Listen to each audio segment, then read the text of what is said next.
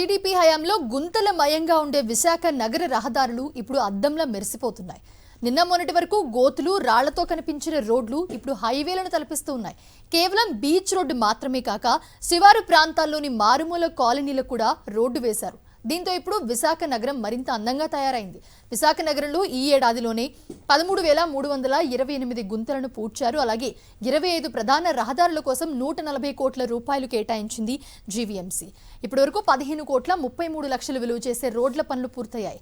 అందులో సీతమ్మ దారి నుంచి మురళీధర్ నగర్ వరకు ఈ మొత్తం కూడా జాతీయ రహదారిని కలిపే రహదారిని విస్తరించడంతో ప్రజలు హాయిగా వాహనాల రాకపోకలు కొనసాగిస్తున్నారు. జీవీఎంసీ పరిధిలోని దాదాపు 98 వార్డుల్లో కూడా గత 6 నెలల రోడ్ల మరమ్మతులు, కొత్త రోడ్లు వేయడం జరిగింది. కేవలం నగర పరిధిలో కాకుండా శివారు ప్రాంతాల్లో కూడా రోడ్ల విస్తరణ జరగడంతో హాయిగా ప్రయాణం కొనసాగుతుంది. గతంలో చూసుకుంటే ట్రాఫిక్ పరమైన ఇబ్బందులు, కొన్ని చోట్ల చూసుకుంటే యాక్సిడెంట్లు కూడా జరిగాయి. అన్నిటికంటే మించి ఎక్కువగా కొన్ని చోట్ల గుంతలు ఉండడం, రోడ్లు పాడైన నేపథ్యాన వాహన చోదకులు ప్రమాదాలకు గురవడం, అలాగే ఆరోగ్యపరమైన సమస్యలు కూడా ఏర్పడిన పరిస్థితి. ఈరోజు మనం సీతందారి నుంచి ఇటు గోపాలపట్నం వరకు అంటే జాతీయ రహదారికి సమాంతరంగా కైలాసపురం, బర్మా క్యాంప్, మురళీనగర్, మాధవదారం మీదుగా వెళ్తున్న ఈ రోడ్లో ఉన్నాం. ఇక్కడ సిఎస్ఎఫ్ క్వార్టర్స్ దగ్గర కొందరు ఉన్నారు. చెప్పండి, మీరు గతంలో కూడా అంటే చాలా కాలంగా వైజాగ్లో ఉండుంటారు. అప్పటికిప్పుడు ఈ రోడ్ల పరిస్థితి ఎలా ఉంది? అంటే జగన్మోహన్ రెడ్డి గారు గవర్నమెంట్ రాకముందు సుమారు ఎందుకంటే ఈ రోడ్లన్నీ తవ్వేసి ఉండేవండి. చాలా భయంకరమైన పరిస్థితి అనమాట. ఎందుకంటే ఈ రోడ్లో పయనించాలంటేనే చాలా భయంకరమైన పరిస్థితి ఉండేది. ఎందుకంటే చెత్త చెదారాలతో నిండి, అదేవిధంగా అనేక ఆకతాయిలు ఎక్కువ ఈ రోడ్లో ప్రయాణించాలంటే భయంకరమైన పరిస్థితులు ఉన్నటువంటి ఈ పరిస్థితిలో కేకే రాజు గారు, మా ఉత్తర నియోజకవర్గ సమన్వయకర్త, వారు చొరవ తీసుకుని నోవటల్లో మ్యారేట్ హోటల్ కాడి నుంచి సీతందారు జంక్షన్ వరకు రోడ్డును వెడల్పు చేయడమే కాకుండా సుందరంగా ఆధునీకరించడం వల్ల ఈరోజు అందరూ కూడా సుఖంగా ప్రయాణించగలుగుతున్నామండి.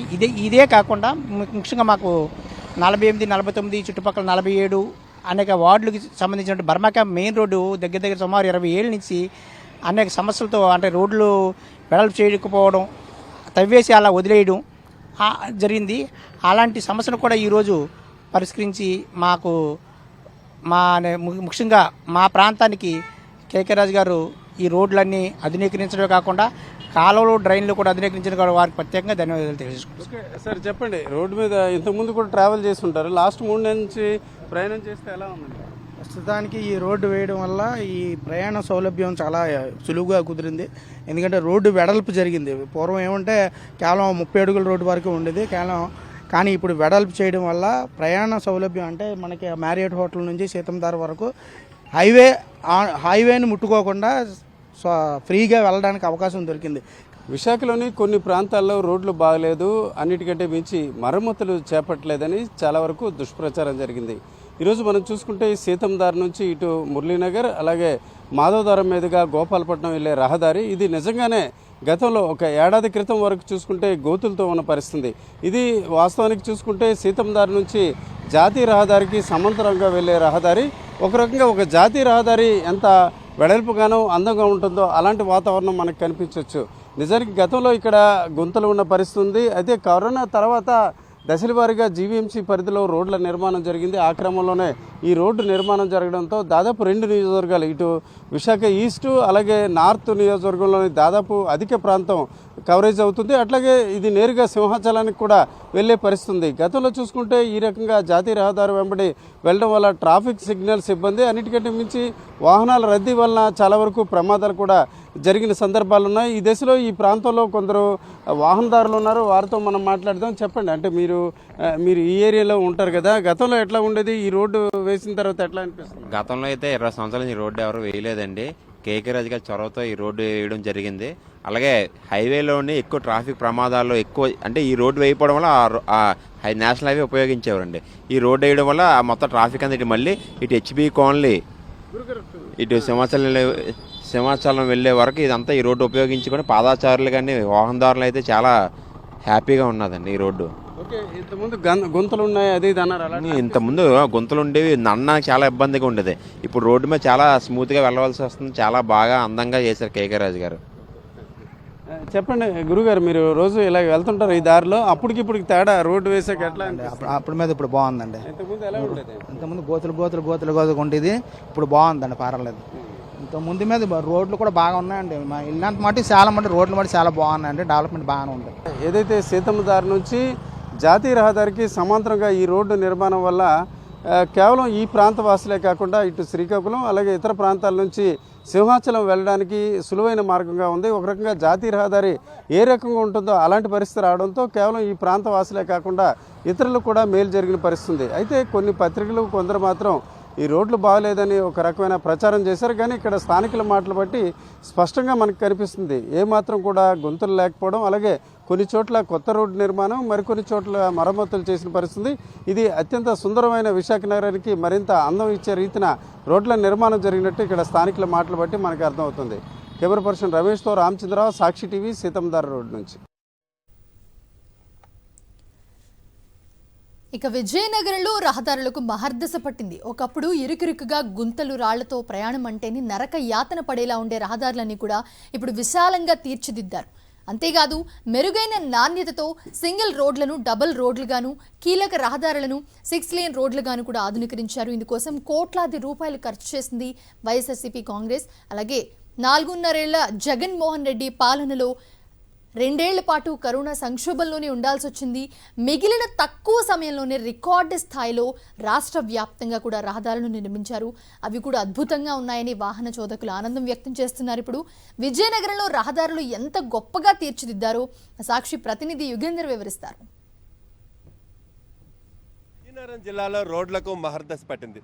పట్టణాలు పల్లెలనే కాదు, ప్రతి ప్రాంతంలో కూడా రోడ్లన్నీ కూడాను ఇప్పుడు చాలా అందంగా మెరిసిపోతున్నటువంటి పరిస్థితి అయితే మనకు కనిపిస్తోంది. ఈ రోజున మనం విజయనగరం పట్టణంలో రోడ్లు ఎలా ఉన్నాయి అనే దాని మీద గ్రౌండ్ రిపోర్ట్ చేస్తున్నాం.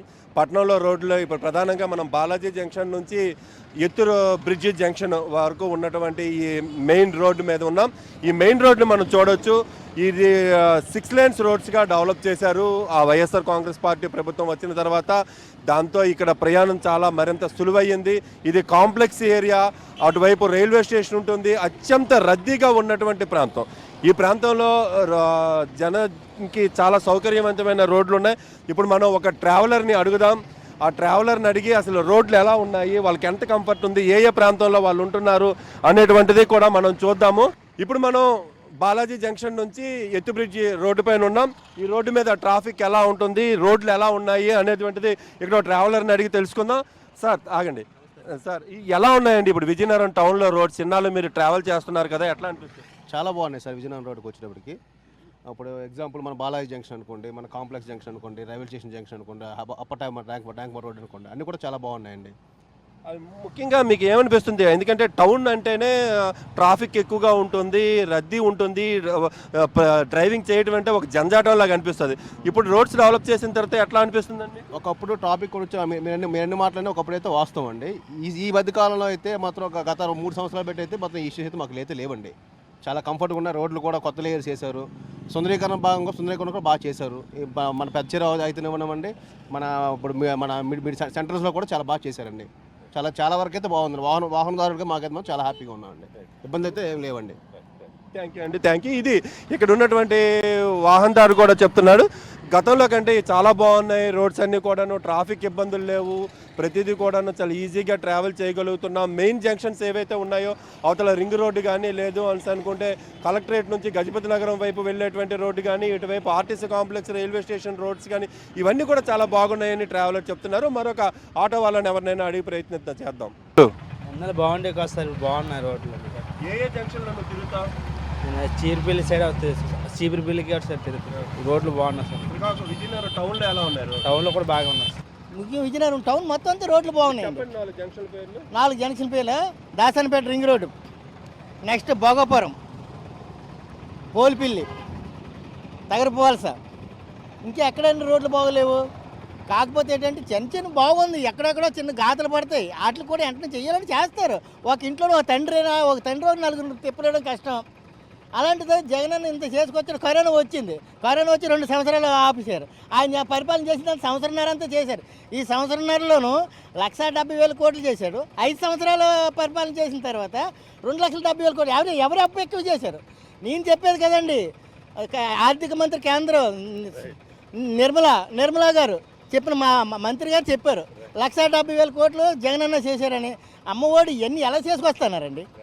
రోడ్లు అయితే బాగున్నాయి బాగానే ఉన్నాయి. అంటే మీరు ఎక్కువగా తిరుగుతుంటారు కదా, మీకు తేడా ఏమనిపిస్తుంది? గత ఇంతకు ముందు ఇప్పుడైతే చాలా రోడ్లే చాలా బాగుపడ్డాయండి.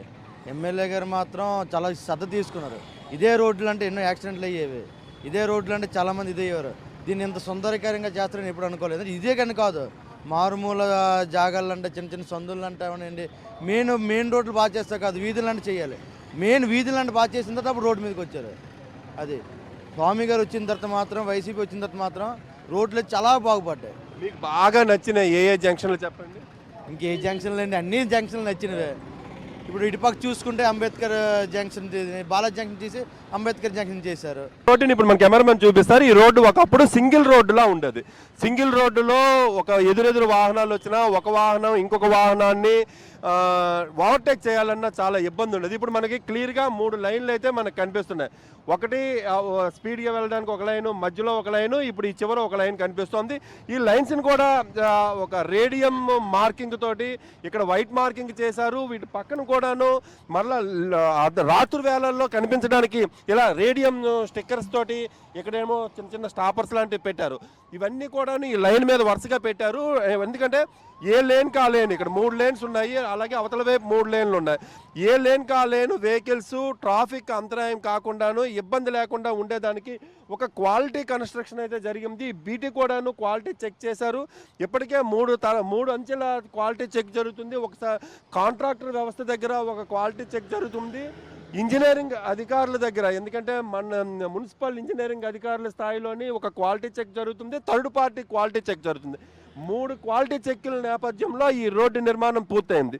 ఇప్పుడు ఈ రోడ్డు అయితే ప్రజలకు పూర్తిగా అందుబాటులోకి వచ్చింది. ఒకవేళ మరమ్మతులకు గురైనా కూడాను కొన్ని సంవత్సరాల పాటు కాంట్రాక్టర్ దీన్ని నిర్వహించేలా ఒప్పందం ఉంది కాబట్టి రోడ్లు ఎక్కడ కూడాను మరమ్మతు అయిన వెంటనే కూడా రిపేర్ అయినటువంటి పరిస్థితి ఉంటుంది. గతంలో రిపేర్ అయితే మరలా టెండర్ పిలవాలి, మరలా ఇంకొక కాంట్రాక్టర్ రావాలి, మరమ్మతులు చేయాల్సినటువంటి పరిస్థితి ఉండేది. కానీ ఈ ప్రభుత్వంలో మాత్రం అట్లాంటి సమస్య లేకుండాను కాంట్రాక్టర్ ఎవరైతే రోడ్లు వేశారో అదే కాంట్రాక్టర్ కొన్ని సంవత్సరాల పాటు నిర్వహణ చేయాలి, వెంటనే చేయాలి అనే అగ్రిమెంట్లో ఉండడం వల్ల ఆ కాంట్రాక్టర్ త్వరగా నిర్మాణ పనులు చేయడానికి, త్వరగా మరమ్మతులు చేయడానికి వీలవుతుంది. ఫలితంగా పట్టణవాసులకు మరింత సౌకర్యం కలిగింది, వాహనాల మరమ్మతులు తగ్గాయి, ఇంజిన్ మెయింటెనెన్స్ తగ్గింది అని సంతృప్తి వ్యక్తం చేస్తున్నటువంటి పరిస్థితి అయితే మాకు విజయనగరం పట్టణం మొత్తం కనిపించింది. వీడియో జర్నలిస్ట్ ఈశ్వర్తో యుగంధర్, సాక్షి టీవీ, విజయనగరం టౌన్ నుంచి.